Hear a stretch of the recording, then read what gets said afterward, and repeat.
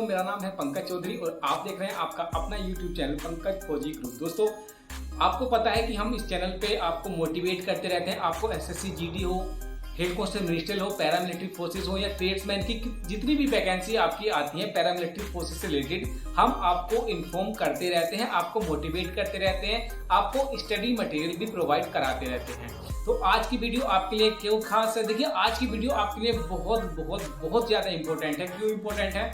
आज मैं इस चैनल पे आपके लिए, ओनली आपके लिए एक ऐसे शख्स को ला रहा हूँ जो आपको बहुत ज़्यादा मोटिवेट करेंगे। जी हाँ, हमारे साथ के हमारे भाई हमारे आपके बीच में आएंगे, वो आपको मोटिवेट करेंगे, उनसे जानेंगे कि वो किस तरह से आज जिस लेवल पे हैं वो किस तरह से पहुंचे, उन्होंने क्या स्ट्रेटेजी अपनाई थी, किस तरह से उन्होंने तैयारी की थी। जी हाँ, एज ए कांस्टेबल लगे थे वो 2012 में और आज के टाइम पे वो सब इंस्पेक्टर हैं एसएसबी में। तो उनके बारे में हम आज जानने वाले हैं। तो वीडियो आपके लिए बहुत ज़्यादा इंपॉर्टेंट होने वाली है। मुझे लास्ट तक देखेंगे, आपको कुछ ना कुछ मिलने वाला है इस वीडियो से।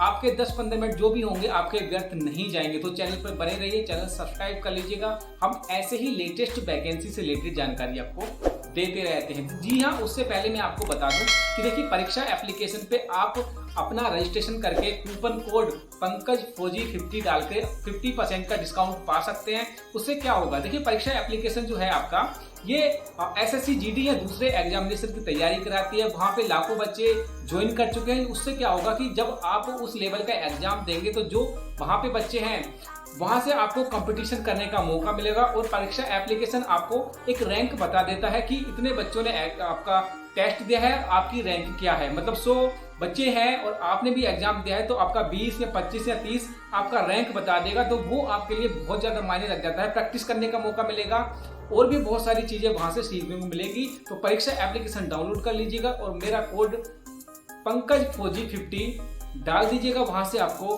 50% का डिस्काउंट मिल जाएगा। तो चलते हैं वीडियो की तरफ। तो सबसे पहले मैं आपको मिलाना चाहूंगा ओनकार जी से। इनका एक YouTube चैनल है, लिंक डिस्क्रिप्शन में है, वहां से आप जाके इनके चैनल पर विजिट कर सकते हैं। तो इनसे पहले हम सबसे पहले आपको जानते हैं, इनका हार्दिक अभिनंदन करते हैं अपने चैनल पे कि इन्होंने अपने बिजी शेड्यूल से हमारे चैनल पे आए हैं और आपको जानकारी देने के लिए। तो ये इंट्रो शुरू करते हैं और सबसे पहले हम अपने किस तरह से अपनी तैयारी की, किस तरह से आप एक बैकग्राउंड से आते हुए कांस्टेबल जीडी को क्लियर किया, उसके बाद मतलब आपकी जर्नी कैसी रही, वो सब कुछ आप हमारे व्यूवर्स को बताइए जो कि ये मोटिवेट हो सके। सबसे पहले तो पंकज आपको बहुत बहुत धन्यवाद और जो देख रहे हैं उनको मेरा नमस्कार। अगर बात करें कि मैं यहाँ तक कैसे पहुँचा, तो वर्ष 2011 के अंदर एसएससी जीडी ने पहली भर्ती की थी। उससे पहले सभी डिपार्टमेंट अपनी भर्ती अलग अलग करवाते थे। वर्ष 2011 के अंदर ही मैंने फर्स्ट भर्ती जो हुई थी उसके अंदर फिजिकल दिया था। उसके बाद उसी 2011 के अंदर ही मैंने मेडिकल दिया, पेपर दिया, सब कुछ उसी में हुआ।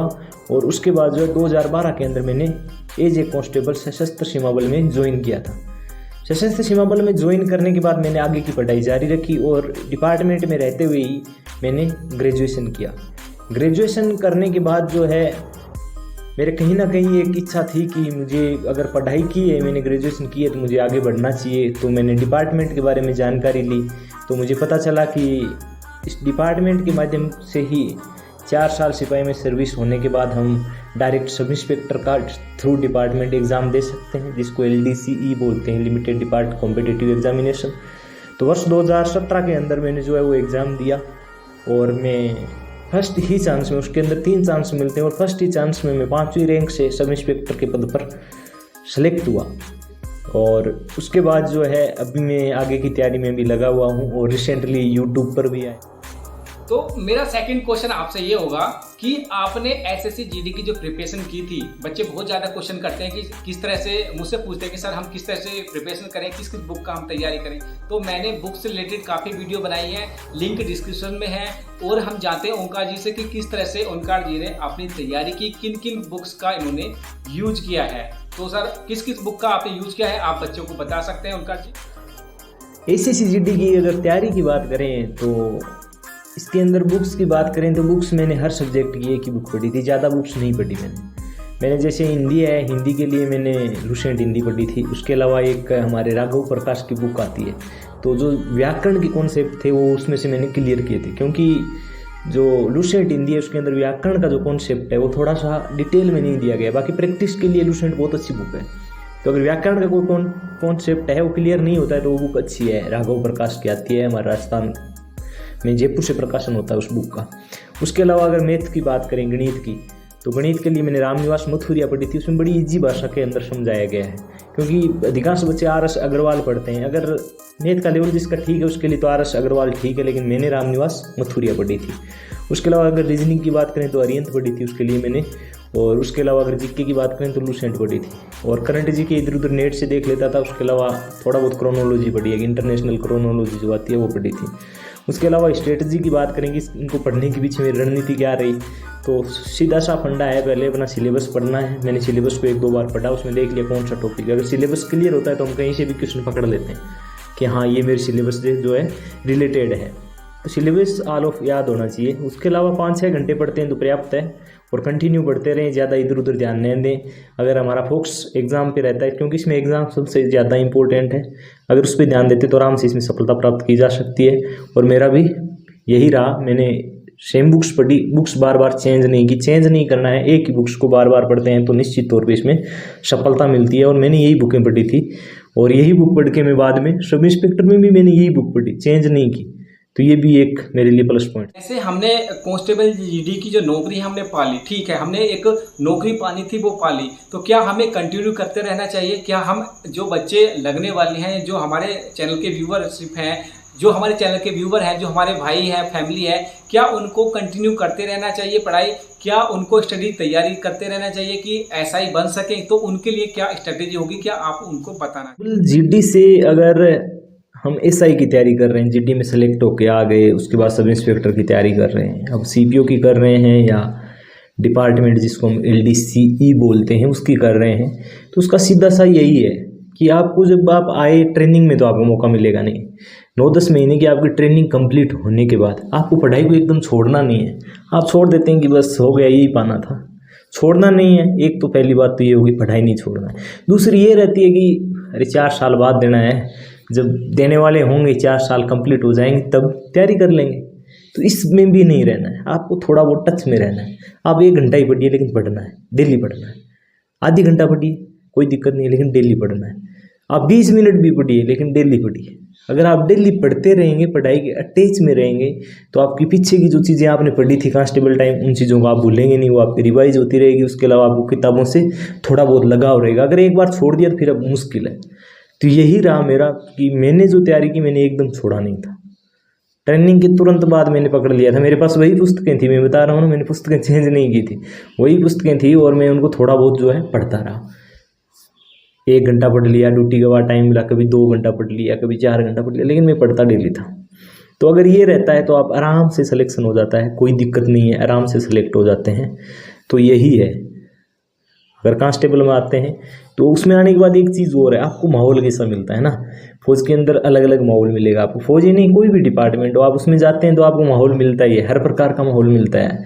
आपको खेलने वाला माहौल मिलता है, पूरे दिन ताश खेलते रहो, ड्यूटी के बाद वो माहौल भी मिलता है, अलग अलग माहौल मिलता है। आपको सोशल मीडिया की लत लग जाती है, फौज की वर्दी है, आपको तमाम तरह की बातें होती है। अगर सोशल मीडिया की लत लग गई तो पूरे दिन फ़ोन में उंगलियां चलाते रहो, वो चीज़ भी है। तो इन सारी चीज़ों को आप दरकिनार करते हुए आपका जो टारगेट है, आपने गोल सेट किया है, सीधी सी बात है, आप जैसे ही आई ट्रेनिंग किया उसके बाद आपने गोल सेट कर लिया कि भाई सितारे लगाने दो, कुछ भी हो जाए लगाने ही है, तो निश्चित तौर पर आप जो इन चीज़ों को इग्नोर करोगे, किन चीज़ों को, सोशल मीडिया को इग्नोर करोगे आप। उसके अलावा आपके इर्द गिर्द बातें भी होगी, बोले यार क्या पढ़ रहा है तुम, कौन सा IPS बनेगा, तो वो चीज़ें भी इग्नोर करनी पड़ती है। तो यही है ऑल ऑफ, आपको इन चीज़ों पे ध्यान देना चाहिए। फौज में आने के बाद अगर आप आते हैं, आने के बाद आपको अपनी पढ़ाई एकदम से नहीं छोड़नी है। मैं तो आज भी पढ़ रहा हूँ, तो पढ़ाई को नहीं छोड़ना है ना, पढ़ते रहना है, सफलता ज़रूर मिलेगी। यही है आपके लिए कि आप पढ़ते रहें। ओंकार जी, लास्ट क्वेश्चन मेरा ये रहेगा आपसे कि आप इन बच्चों को क्या एडवाइस देना चाहेंगे जो हमारे चैनल के फैमिली है। मेरी जो ट्रेनिंग हुई थी वो हुई थी देवेंद्र नगर आसाम में, काफ़ी गर्म मौसम है, उमस वाला मौसम है, वहाँ पे ट्रेनिंग की। ट्रेनिंग के बाद फर्स्ट जो ज्वाइनिंग है वो सिक्किम के अंदर हुई। सिक्किम में कुछ टाइम रहे हम, अच्छी जगह थी सिक्किम, पहाड़ी एरिया था, काफ़ी मज़ा आता था वहाँ, एडवेंचर जैसा फील होता था। वहाँ के बाद फिर हम सिक्किम से चले गए थे छत्तीसगढ़। मतलब सिक्किम थोड़ी टाइम रहे, 7-8 महीने। उसके बाद छत्तीसगढ़ चले गए, नक्सल प्रभावित एरिया था, उसके अंदर मैंने 4 साल सर्विस की। और छत्तीसगढ़ से आने के बाद बिहार रहा, बिहार के बाद में यूपी रहा, यूपी के बाद अभी सब इंस्पेक्टर में सेलेक्ट होकर मैं उत्तराखंड आ गया। तो इस दौरान काफ़ी प्रॉब्लम तो होती है, क्योंकि फौज की नौकरी जो है, माना ही जाता है कि फौज की नौकरी जो है हार्ड है, तो प्रॉब्लम नहीं, सीधी सी बात है कि प्रॉब्लम होगी। लेकिन उस प्रॉब्लम के अंदर हम अगर इन्जॉय ढूंढ ले, एडवेंचर बोलते हैं जिसको, अगर एडवेंचर ढूंढ ले तो मज़ा आता है। जैसे हम छत्तीसगढ़ थे, किसी ऑपरेशन में जाना, बाहर ड्यूटी जाना, तो उसके अंदर जो है मैंने हमेशा इन्जॉय किया उस ड्यूटी के प्रति। मतलब एक तो होता है हम इन्जॉय नहीं करते हैं, डरते डरते करते हैं, तो एक इन्जॉय से होता है, तो काफ़ी मज़ा आया। हाँ, पढ़ाई को लेकर ज़रूर चैलेंजेस रहते हैं, अगर फौज में बहुत ज़्यादा चैलेंज रहते हैं। अगर आप साथ में पढ़ाई कर रहे हैं, साथ में तैयारी कर रहे हैं, तो दुनिया भर के चैलेंज है आपके पास। मैं रात को ड्यूटी करके आना, 11 बजे ड्यूटी से आया, 12 बजे ड्यूटी से आया, उसके बाद भी मैं 1-1.5 घंटा पढ़ता था। ड्यूटी से आया, वर्दी खोली, किताब खोली, आधी घंटा 1 घंटा पढ़ लिया, फिर सोता था, फिर सुबह जल्दी उठ के ड्यूटी जाना है। तो ये चीज़ें चलती रहती है, लेकिन उसका जब हमको रिजल्ट मिलता है ना, वो सारी परेशानियाँ दूर हो जाती है और आराम भी मिल जाता है। उतना जितनी परेशानियाँ ली उतना ही आराम हमको मिल जाता है। तो अगर यही था कांस्टेबल जीडी के दौरान, और कांस्टेबल जीडी से फिर हम सब इंस्पेक्टर जीडी बना, तो काफ़ी अंतर आ जाता है उसमें और इसमें। तो मैं यही कहूँगा, अगर सेलेक्ट होके आप आते हैं तो आपको ज़रूर ट्राई करना चाहिए सब इंस्पेक्टर के लिए। चाहे आप सीपीओ से करें, डिपार्टमेंट से देते हैं, तो आपके लिए बहुत ही गोल्डन चांस होता है। इसके अंदर थोड़ी संभावनाएं ज़्यादा हो जाती है आपकी, क्योंकि इसके डिपार्टमेंट के लोग बैठते हैं इस एग्ज़ाम में, तो ये और ज़्यादा ईजी हो जाता है। तो अगर कोई आ रहा है, पढ़ा लिखा है, ग्रेजुएशन है, तो उसको पढ़ाई छोड़नी नहीं है। एक बार आपको जॉब मिल गई, इसका मतलब ये नहीं है कि मैंने सब कुछ पा लिया, क्योंकि ज़िंदगी में ठहराव नहीं होना चाहिए। हमेशा बहते रहना, जैसे नदी बहती है ना, वैसे हमेशा आगे बढ़ते रहना। तो आगे बढ़ते रहोगे तो निश्चित तौर पे अगर आप मेहनत करोगे, सही दिशा में बढ़ोगे, तो सफलता मिलती है। और जो अभी तैयारी कर रहे हैं उन बच्चों को मैं शुभकामनाएं देता हूँ, वो सेलेक्ट हो, और जब डिपार्टमेंट में आए तो उसके बाद आप डिपार्टमेंट एग्ज़ाम भी दो। तो ये कांस्टेबल के दौरान के यही सारे चैलेंजेस थे, उनको मैंने पार किया, और आज मैं कांस्टेबल से सब इंस्पेक्टर भी बन गया। ये सब कुछ था। अगर क्वेरी है तो यहाँ कमेंट्स बॉक्स में लिख सकते हैं, हमें अपने टेलीग्राम ग्रुप पे फॉलो कर सकते हैं, इंस्टाग्राम पे फॉलो कर सकते हैं। ये सब कुछ था। आप मिलते हैं अगले वीडियो में, तब तक के लिए